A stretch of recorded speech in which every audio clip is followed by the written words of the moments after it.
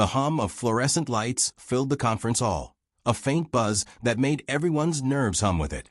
Rows of sharply dressed officers stood at attention, their uniforms crisp, their faces unreadable. At the head of the room stood General Malcolm Westford, a towering man with silver hair, a predatory smile, and the quiet confidence of someone who controlled far too much power.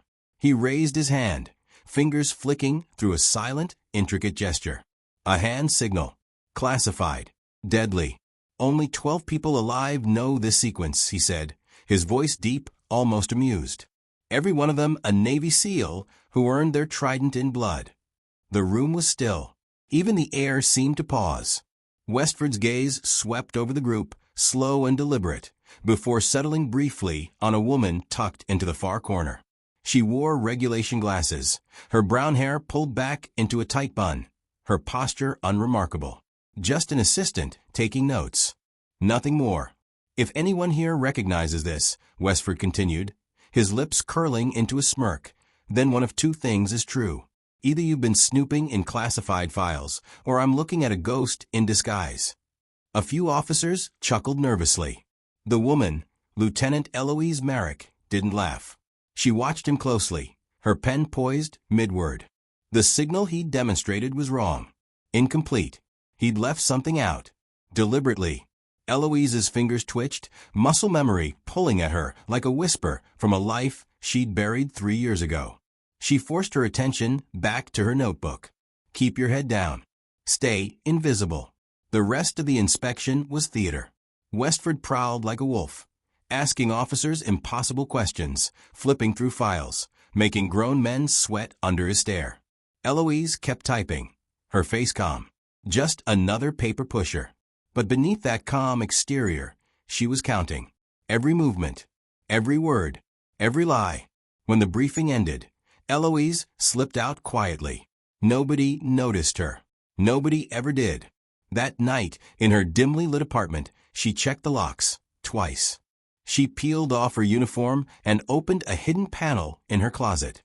Inside hung a battered tactical vest, its fabric faded from mountain snow and dust. A small black patch was stitched onto it, a dagger over obsidian wings. The emblem of Ghost Team. Her fingers traced it, trembling. 6 stars were carved into her memory. 6 voices. 6 ghosts. She reached under her bed and pulled out a secure tablet, powering it on. File after file appeared, documents she'd stolen piece by piece over the last 3 years. Surveillance footage. Mission logs. Orders stamped with Westford's signature. Evidence of betrayal. Tomorrow was inspection day. Tomorrow, the man who left them to die would stand within arm's reach. For hours, she stared at her screen, replaying encrypted audio of her team's final radio transmission. Command, this is Frost. We're surrounded. Weather's turning. Requesting immediate extraction. Negative, Frost. Maintain position. Extract not authorized. The memory hit her like a punch to the chest. The snow. The blood. The sound of her captain's ragged breathing as she dragged him through the mountains. She closed the tablet, setting it aside with careful precision. Tomorrow, she whispered. As Eloise drifted into restless sleep, the dream returned. The one that came every year on this night. The mountain wind howled in her ears. The smell of gunpowder clung to her skin. She could feel Adler's weight over her shoulders, her blood seeping into Eloise's uniform. And through the fog of exhaustion, one voice echoed. Extract not authorized. When morning came, she woke at exactly 0500. Her body was tired, but her eyes were sharp, clear. Today was the day. She pinned her hair in a regulation bun, buttoned her uniform with methodical precision, and studied her reflection in the mirror. The woman staring back at her looked like nothing more than a paper pusher. A desk jockey. Someone no one would remember. Which was perfect, because no one would see her coming. That day, Naval Special Warfare Command buzzed with nervous energy. Officers straightened collars, polished shoes, double-check files. The infamous Westford inspection was a nightmare everyone feared. Colonel Thaddeus Reeve barked orders down the hallway, his voice sharp enough to cut steel. Merrick, briefing packets ready? Yes, sir. Eloise said, voice calm, polite. Good. And remember, stay invisible today. Westford doesn't like distractions. Invisible. Always invisible. As Reeves stormed off, Eloise spotted Lieutenant Kai Callahan fidgeting nervously with his uniform buttons. You'll be fine, she whispered, passing him. He gave her a shaky smile. Easy for you to say.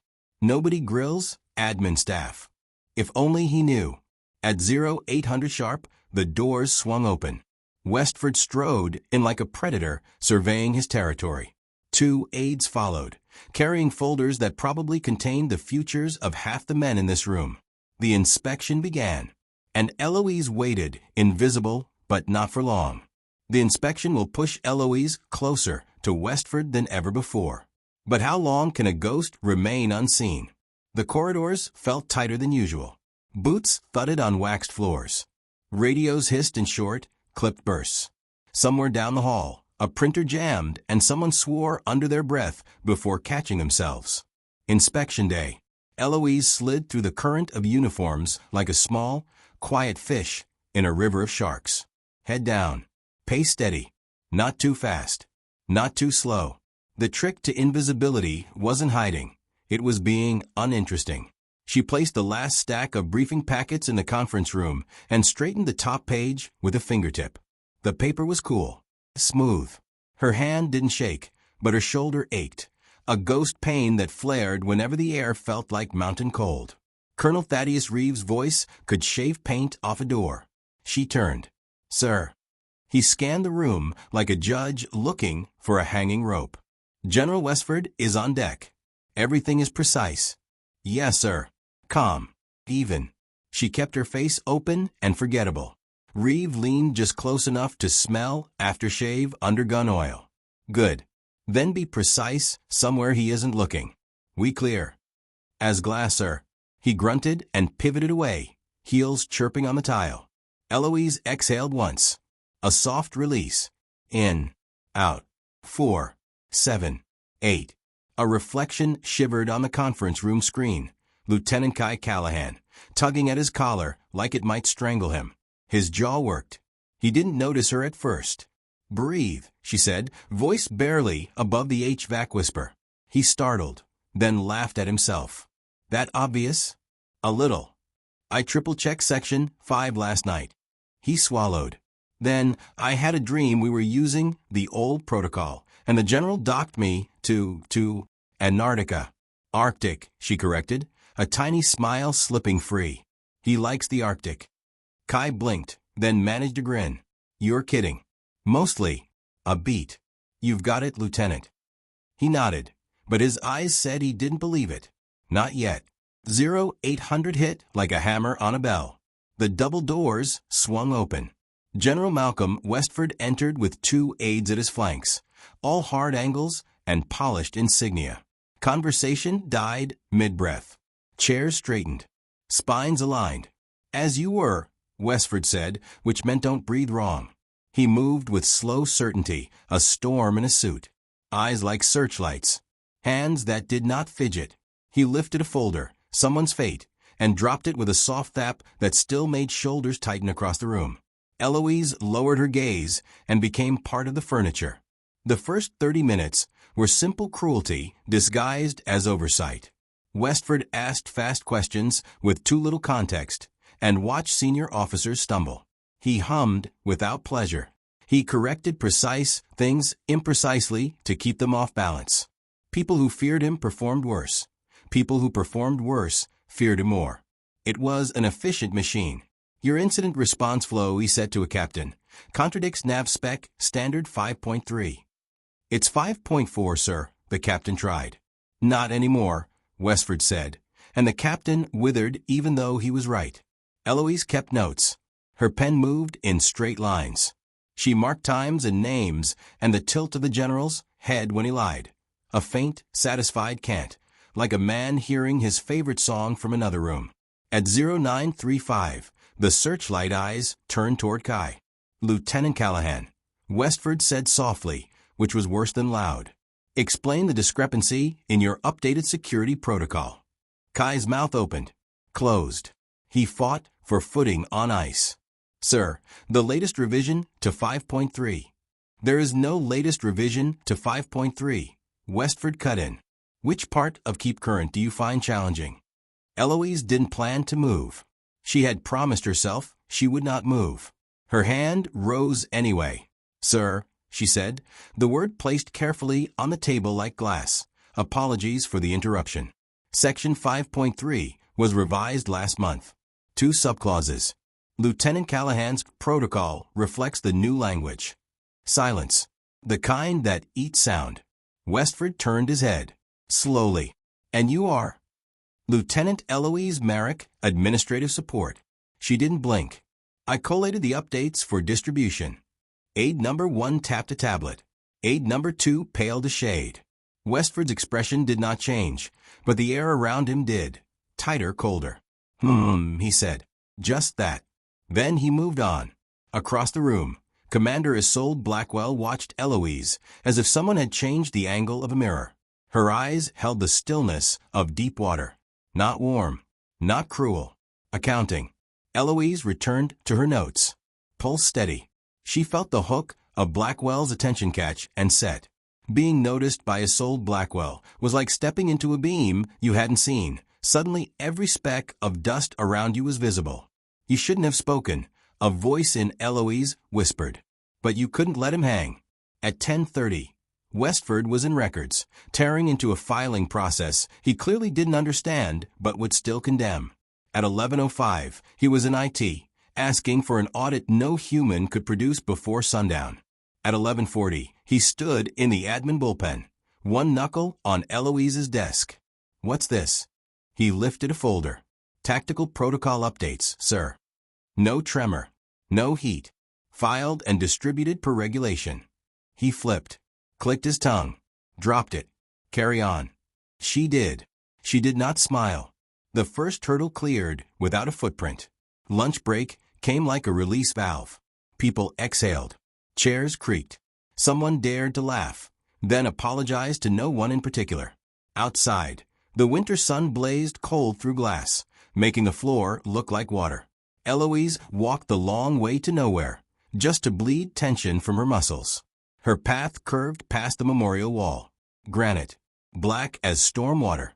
Rows of names. Rows of stars where names could not be said. She stood close enough to see her face in the reflection, pale and stretched. 6 blank places in the stone seemed brighter than the rest, as if the rock wanted to say a thing it had been forced to swallow. 3 years, she breathed. The words fogged and vanished. Footsteps approached, measured and light. Commander Blackwell stopped beside her, hands folded behind her back, gaze on the wall. Working through lunch, Lieutenant? Blackwell asked. Her tone was casual. Her eyes were not. Finishing touches, Eloise said. Inspection days are good for finishing things, Blackwell murmured. They force the truth to show itself. Eloise let a beat pass. Ma'am. Blackwell's head tipped a fraction. Where'd you learn to keep your voice steady like that when you corrected the general? Eloise's mouth went dry. She found a safe smile. Audio training for briefings, ma'am. Modulation keeps listeners from interrupting. Blackwell studied her. Not a stare. A diagnosis. Ah. They stood with the wall between them and the building, and in the glass, Eloise thought she saw 2 versions of herself, one beside a quiet analyst who ruined careers with facts, and one in wind and snow, hands wrapped in blood and frost. Enjoy your lunch, Lieutenant, Blackwell said. You'll want a clear head this afternoon. For what? Blackwell almost smiled. Classified Operations Review. She turned. The general's favorite stage. When Blackwell was gone, Eloise pressed her palm flat to the cold stone. She felt nothing through the granite, and everything through the skin. Don't get emotional now. Not with the second act coming. Back in the conference room, the stage had changed. Chairs tightened into a horseshoe, with a single seat placed dead center at the head where Westford would sit. Extra folders lay sealed with red tabs. The projectors were already humming. Heat blur rippling the air. Kai slid into the seat behind her. Thanks for earlier, he whispered. He'd have fed me to the Arctic wolves. What wolves? She said. Only snow. Great, he muttered. I'll freeze before I'm eaten." She almost laughed. And then the doors opened again, and humor left the room like smoke through a vent. "As you were," Westford said. He didn't have to ask for silence now. The quiet bent its knee to him of its own accord. "This afternoon," he announced, "we'll discuss classified operational protocols with emphasis on special operations integration. Lessons learned. Mistakes to never repeat. Excellence to model." He nodded. The aides began to pass out sealed folders to the outer ring of officers. The paper had weight. People felt it through their fingertips and sat taller. Eloise remained the picture of admin efficiency in her back corner. Her throat was dry. A sip of water would have rattled the cup. Westford paced as he spoke, the rhythm of a man who loved the sound of power arranged into sentences. He walked them through sanitized case studies, drawing lines no one dared question. Each pause was a verdict. Each question a trap. Heads nodded. Hands scribbled. Hearts hammered. At minute 44, he changed his cadence. "Let's discuss operational security failures," Westford said. He pivoted toward Kai. "Lieutenant Callahan, name the most common point of compromise in classified operations." Kai inhaled. "Communication discipline, sir. Deviations from." "Incomplete," Westford said, slicing the word thin. He faced the room. "The most dangerous breach is sentiment. Team leaders who choose people over objectives. That is how missions die." A rustle traveled the room. A few solemn nods. Reeves' chin lifted in automatic agreement. Eloise's pen froze. Her breath cooled and lengthened. 4, 7, 8. Westford let the sentence hang. Then he smiled. It was small and cruel. Which brings me to a case study in excellence. 3 years ago, in the Hindu Kush, Operation Obsidian Dagger executed the most demanding protocols under impossible conditions. The name landed like a knife on steel. Ting. No one else in the room seemed to hear the sound it made. Eloise's knuckles whitened around her pen. Something in her chest went very, very still. "Sadly," Westford said, soft, almost tender. "The team was lost to weather and enemy contact. But their discipline preserved vital intelligence. Their sacrifice." He stopped himself, as if kindness made him itch, and gestured to the center of the room. "Obsidian Dagger pioneered unique extraction signals," he went on. "Only a handful of elite operators ever knew the full sequence." He lifted his hands. He began to demonstrate. Eloise watched the familiar shapes appear in the air like shadows on a cave wall. Twist. Cut. Hold. Break. The movements were almost right. Almost. He left out the altitude indicator. He always would. Westford finished the sequence and let it sit there, smug and incomplete. "Only a select 12 men alive know that signal," he said, satisfied. "If anyone else claims to." Eloise stood. The chair legs whispered on the carpet. Dozens of heads turned. Paper stilled. Even the projectors seemed to dim for a heartbeat. Her hands rose. They moved. Twist. Cut. Hold. Break. Pause. Altitude. The room did not breathe. "That's the complete signal, sir," Eloise said, voice low and level. "Mountain extraction above 9,000 feet requires the terminal indicator." The silence that followed had edges. Westford stared at her like he'd found a ghost in daylight. "Who?" he asked, each word an icicle. "Are you?" Eloise slid her glasses off and let her shoulders square to full bearing. The desk clerk vanished from her posture like a costume from a stage. "Just the person," she said, "you thought you buried. When identities fall and secrets surface, power scrambles for cover. What happens when a ghost returns with proof?" The silence in the briefing room was suffocating. Not a cough. Not a whisper. Not even the buzz of the projector could break it. All eyes were locked on the woman who just shattered 3 years of lies. Eloise Merrick stood tall, no longer the meek, administrative shadow they'd all ignored. The posture of a soldier radiated from her, spine like steel, shoulders squared with quiet authority. Her glasses dangled loosely in her hand, a discarded disguise. "Who the hell are you?" General Westford barked again, but this time his voice cracked. his composure bleeding through the cracks, like oil through fractured glass. "Lieutenant Commander Eloise Merrick," she said calmly. "Ghost Team Leader. Operation Obsidian Dagger." A stunned ripple passed through the room. Officers, who'd barely noticed her existence, now stared like she'd walked straight out of her own memorial plaque. "Impossible," Colonel Reeve muttered. His face had drained of color. "You were killed in action," she finished for him. 3 years ago, along with my entire squad."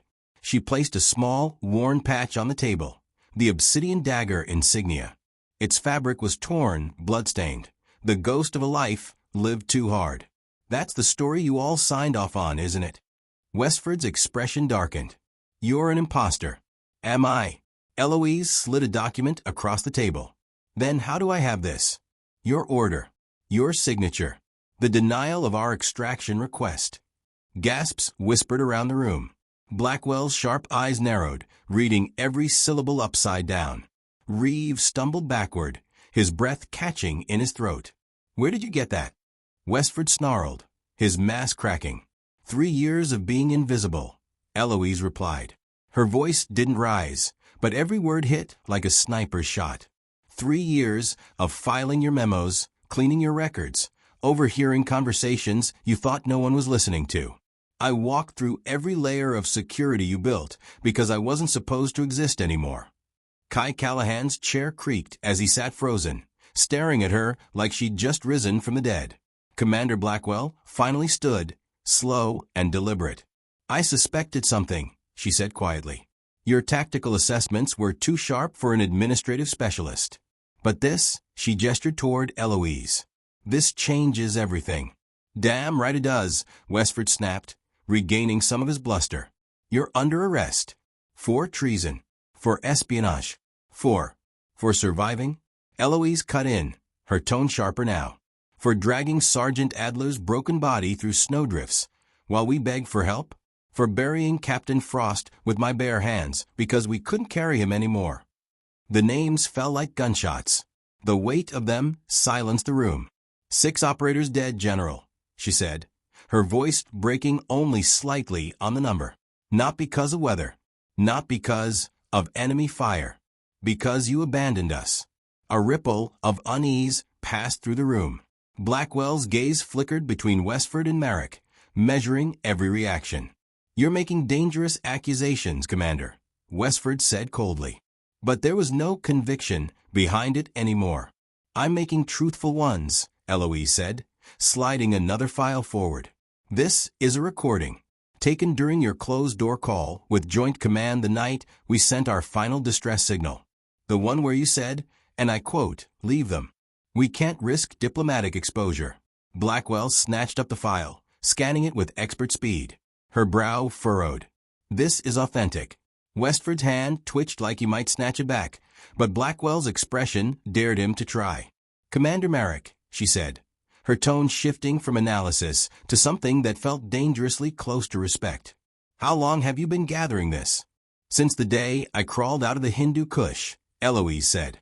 "Since I reached an Allied checkpoint, only to be told that my existence was classified above my clearance. That my team's deaths were a political necessity." The room went ice cold. Every officer felt it, that moment when myth and truth collided. The ghost standing in front of them wasn't just a survivor. She was proof. Proof of betrayal. Proof that the system they trusted had cracks deep enough to swallow a whole team alive. "General Westford," Blackwell said softly, "you understand that these documents will go straight to JAG and congressional oversight." Westford's eyes darted around the room. Reeve looked sick. Kai Callahan looked like his worldview had just shattered. "This isn't over," Westford hissed at Eloise, his voice low but shaking. "No," she said, sliding a final item onto the table, a memory card. "It's just beginning." The card sat there like a live grenade. "Every piece of intel we collected before you abandoned us. Every photograph. Every recording. Proof that we completed the mission while you left us for dead. Proof of who made that decision." Blackwell exhaled slowly, her eyes never leaving Eloise. "I'll escort Commander Merrick to secure holding," she said smoothly. "General, you should prepare your legal counsel." Westford's jaw flexed, but he said nothing. Eloise straightened her shoulders, slipping her glasses back on like armor. In an instant, she looked like the admin nobody again, except now every person in the room saw her for what she was. Not invisible. Not anymore. Blackwell fell in step beside her as they left the conference room. The sound of their boots echoed through the hallway, sharp and deliberate. Officers they passed stopped mid-conversation to watch. Some saluted. Some just stared. In the elevator, Blackwell studied her with the same calculating gaze she'd had all morning. "You played the long game well," she said finally. "I didn't have a choice," Eloise murmured, staring straight ahead. "You had a choice," Blackwell said. "You chose justice." For a moment, neither of them spoke. The hum of the elevator filled the silence. Eloise's reflection in the steel doors looked like someone she hadn't seen in years. The soldier was back. When the doors opened, a pair of MPs stood waiting. Not to arrest her, Blackwell had seen to that, but to escort her to a secure briefing room. "Commander Merrick," Blackwell said, her voice low. "This is going to get ugly." "It already was," Eloise replied. That night, Eloise sat alone in the secure room, staring at a folder thick with classified documents she'd stolen piece by piece. Her fingers traced the names of her team on a single sheet of paper. Captain Arlen Frost, Lieutenant Soren Wade, Staff Sergeant Talia Adler, Sergeant Kestrel Hammond, Corporal Zion Wright, Specialist Briar Thorne. 6 names. 6 ghosts. She closed her eyes and whispered, "We're almost there." Across the base, General Westford was pacing in his quarters, his phone pressed to his ear. His voice was low, sharp, furious. "We have a problem. She's alive. And she has everything." The man on the other end spoke quietly. Westford's jaw tightened. "Then we'll make her disappear again," he said. "Eloise has revealed herself, but the truth is dangerous, and power doesn't go down quietly. Will she survive long enough to testify? Or will the ghosts of Obsidian Dagger claim one more life?" The night at Naval Special Warfare Command was deceptively calm. Security lights hummed against the black sky, their glow reflecting off silent black SUVs parked along the perimeter. Inside the fortified compound, the air felt heavier than usual, like even the walls knew something had shifted.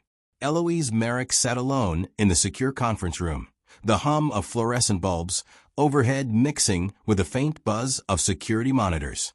The files she'd carried, the ones she'd risked everything for, were spread neatly in front of her. Each page was a nail in General Westford's coffin, but also a target on her back. She glanced at the clock. 0200. She hadn't slept. She doubted she could. Commander Isolde Blackwell entered quietly, carrying 2 steaming mugs of coffee. Her crisp uniform and calm expression made her look composed. But Eloise noticed the tension in her shoulders, the flicker of her gaze toward the security camera in the corner. "You're not sleeping," Blackwell said matter-of-factly, placing a mug in front of her. "Not much to dream about," Eloise murmured, wrapping her hands around the warmth. "Not anymore." Blackwell sat across from her, folding her hands. "Your testimony is set for 1400 hours. Until then, this room is the safest place in the building." "Safe," Eloise repeated softly, her lips curling with a hint of irony. Blackwell's eyes sharpened. "You think they'll try something?"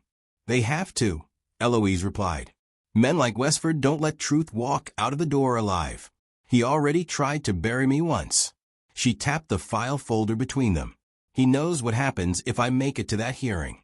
For the first time, Blackwell's icy composure faltered slightly. "Then we don't give him a chance." The corridors outside were emptier than usual. Patrol rotations had been increased, but Eloise noticed small inconsistencies, the kind only someone like her would catch. 2 guards stationed at the west stairwell instead of 1. A missing camera light in the north hallway. She sipped her coffee, her mind moving like clockwork. "Your security detail," she said casually. "How long have you worked with them?" Blackwell blinked. "Why?" "Because one of them has been shadowing me since yesterday," Eloise said. "Not your usual style." The commander leaned back, expression unreadable. "Describe him." "Tall. Shaved head. Scar near the ear. He was at the memorial wall last night. He wasn't on the rotation sheet. Blackwell's jaw tightened. You noticed that? I notice everything, Eloise said softly. That's why I'm still breathing. Blackwell tapped a finger against the table and thought. Stay here, she ordered, standing abruptly. And if anyone but me comes through that door. I'll handle it, Eloise said. Blackwell hesitated, then nodded once and left, the door clicking shut behind her. The quiet returned, but it wasn't peaceful. It pressed down on Eloise, thick and heavy. She checked the files again, as if they might vanish if she looked away. Each photograph, each document, was a memory etched in pain, her team's last days frozen in ink and pixels. She reached into her pocket and touched the blood-stained Ghost Team patch. It had been with her through everything. A promise she'd made on a snowy ridge. I'll make it out. I'll make them remember you. A faint sound pricked her ears. The hiss of an air vent. Too loud. Too close. She glanced at the vent cover above the far corner of the room. The sound was subtle, but it wasn't right. Her instinct screamed. Eloise slid silently from her chair, reaching under the table. Her fingers brushed a concealed sidearm Blackwell had given her, just in case. She moved to the wall, pressing her ear against the cool metal. Another sound. The faintest scrape of metal on metal. They're here. The door clicked softly. Not the confident click of Blackwell's return. This one was tentative, searching. Eloise crouched low, gun raised, heart hammering but steady. The handle turned. Two men slipped in, dressed in black tactical gear with suppressed pistols.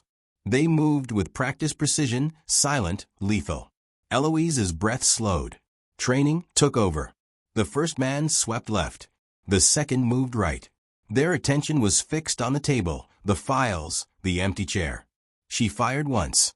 The first man dropped instantly, his silenced weapon clattering to the floor.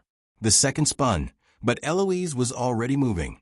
She dove behind the conference table, firing again.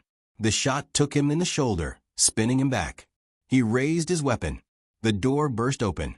Blackwell stood there, sidearm already raised. Two precise shots. The man collapsed. Smoke and the sharp scent of gunpowder filled the room. Blackwell's face was calm, but her eyes were ice. You all right?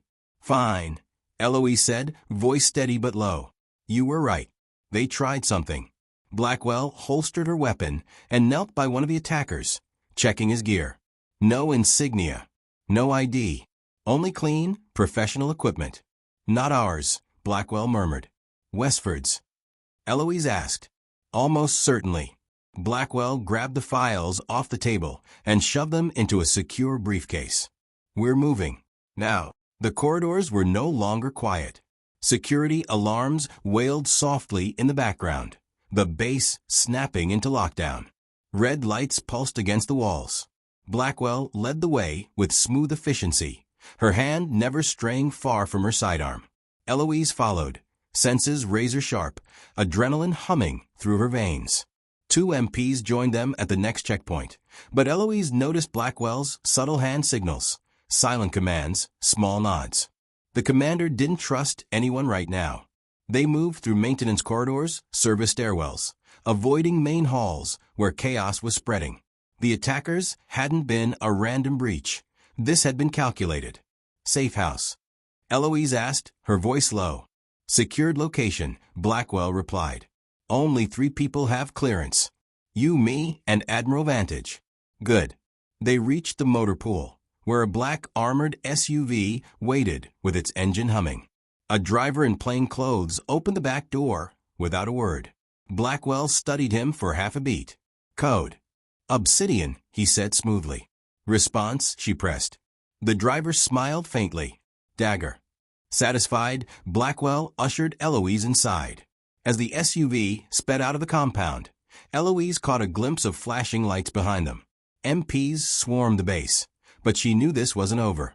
If Westford had sent a kill team inside Naval Special Warfare Command, he was desperate.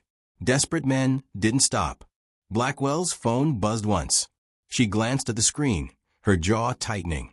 Admiral Vantage wants us in a secure DC location by dawn, Blackwell said. You're testifying today, no matter what.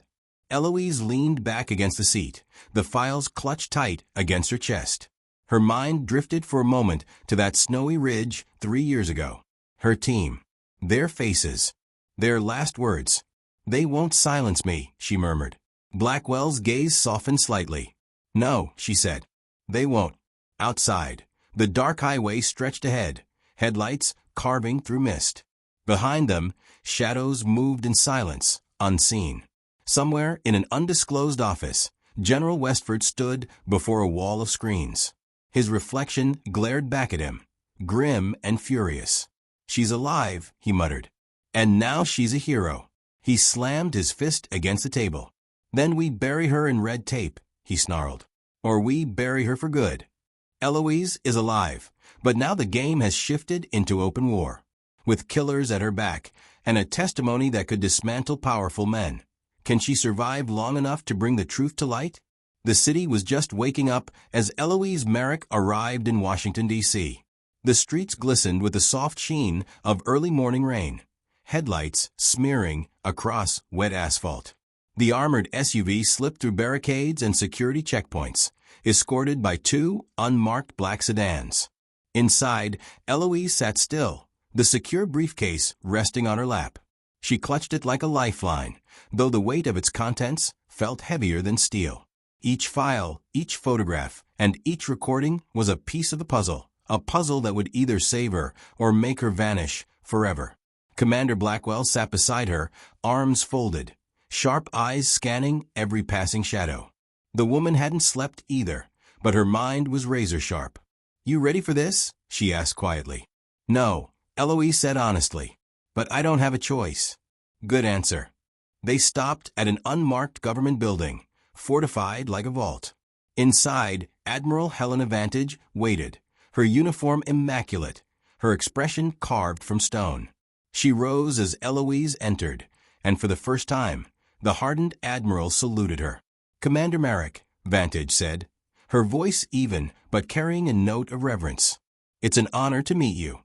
The entire Navy owes you an apology." Eloise nodded, but her face remained calm. "With respect, Admiral, I'm not here for apologies. I'm here for truth." Vantage's lips curved into the faintest of smiles. Spoken like a true operator. She gestured for them to sit. "You'll testify before the Congressional Oversight Committee this afternoon. Security will be tighter than the Pentagon. But Westford has powerful friends. If he's desperate enough to try something, he'll try it there." General Malcolm Westford sat across the room, flanked by lawyers. His expression was cold, but his clenched jaw betrayed him. "Commander Merrick," said Chairwoman Josephine Harding, her voice steady. "For the record, please state your name and position." "Lieutenant Commander Eloise Merrick, United States Navy," she said clearly. "Former leader of Ghost Team Operation Obsidian Dagger." The cameras clicked. The tension was thick enough to choke on. For the next hour, Eloise recounted everything. The mission in the Hindu Kush, the intelligence they collected, the weather turning deadly, their desperate calls for extraction, the cold denial. She laid it all bare, her voice calm, but carrying the weight of every loss. When she described burying her teammates in the snow, the chamber was silent except for the scratching of pens and the soft click of cameras. "Captain Frost survived for 6 days after the denial," Eloise said, her voice steady despite the tremor in her chest. "He died believing help was on the way. We all did. That's what makes betrayal so sharp. It cuts deeper than any bullet." A ripple of unease moved through the room. Westford's attorney leaned over to whisper in his ear, but Westford's face was pale. Eloise opened the briefcase and placed a stack of documents on the table. "Here are the intercepted orders," she said, sliding them forward. "Here's the call log where General Westford explicitly states our lives were expendable. And here," she held up a small memory card, "is the audio recording of that conversation." Chairwoman Harding's gaze sharpened. "Play it." The recording filled the chamber. Westford's voice crackled through the speakers. "We can't risk political fallout. Leave them. No extraction." Gasps swept the room. Reporters scribbled furiously. A senator muttered, "My God." Westford shifted in his chair, his hand tightening into a fist. "General Westford," Harding said, her voice like steel, "do you deny that this is your voice?" Westford's lips parted, but no words came. "Do you deny that you ordered the abandonment of Ghost Team?" Westford's attorney rose, shouting about classification, about protocol, about national security. Harding's gavel cracked down like thunder. "Sit down, counsel," she barked. "We are discussing the deliberate abandonment of American soldiers on foreign soil. You will not obstruct this investigation." Westford's face flushed crimson. "You don't understand the context," he snapped, finally finding his voice. "I was protecting national security. One team was not worth your career," Eloise interrupted sharply. Her voice cut through the room like a blade. "That's the truth, isn't it, sir? You didn't want to admit you'd violated international borders with an unauthorized op. We were expendable." Westford's jaw trembled. He said nothing. The room erupted, shouts from reporters, murmurs from the gallery, the committee members exchanging sharp whispers. Eloise remained still, her hands folded neatly in front of her. She had delivered the kill shot. Hours later, the hearing adjourned. Westford had been placed under armed escort, his face pale and stiff. The committee announced an immediate investigation into his actions, and his career was effectively over. Eloise sat in a quiet hallway outside the chamber, her hands trembling for the first time since this all began. Blackwell stood nearby, her sharp gaze softening as she watched her. "You did it," Blackwell said quietly. "No," Eloise murmured. "We did it. And she gestured to the memorial pin on her chest. "They did it too." Blackwell crouched beside her. "You realize this makes you a legend, right?" Eloise gave a faint, weary smile. "Legends are for dead people. I'm just tired." 1 week later, Eloise stood before the Naval Special Warfare Memorial Wall, this time with the world watching. Cameras lined the area, but she ignored them. Today wasn't for her. 6 names had been freshly engraved into the black granite, no longer hidden behind classified stars. Captain Arlen Frost, Lieutenant Soren Wade, Staff Sergeant Talia Adler, Sergeant Kestrel Hammond, Corporal Zion Wright, Specialist Briar Thorne. She knelt and placed 6 trident pins at the base of the wall, her fingers trembling as she whispered, "I kept my promise." Blackwell and Admiral Vantage stood behind her, saluting silently. For a moment, Eloise let herself close her eyes and feel the mountain wind again, hear her team's laughter echoing in memory. They were home now. Later, in a quiet office, now officially hers, Eloise stared at the framed Ghost Team patch on her desk. Beside it sat the Navy Cross she'd been awarded for her valor. She touched neither. Blackwell entered, leaning on the doorway. "You ready for your next task?" Eloise raised an eyebrow. "What task?" "Training." Blackwell smirked faintly. "You're rewriting extraction protocol for every operator we have. No more abandon at all costs." "Not on your watch." Eloise studied the patch again, her voice steady. "Good. No one else gets left behind." Blackwell nodded. "Not with you in charge."